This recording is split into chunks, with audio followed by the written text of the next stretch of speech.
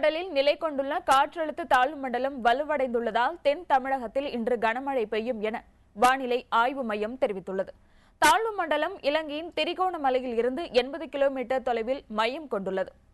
இது கிழக்கு கடற்கரை பகுதியில் இன்று காலை கரையை கடக்கும் என எதிர்பார்க்கப்படுகிறது. இதன் காரணமாக தமிழகத்தின் தென் பகுதிகளில் அடுத்த 48 மணி நேரத்திற்கு கனமழை பெய்யும் என வானிலை மைய அதிகாரிகள் தெரிவித்துள்ளனர்.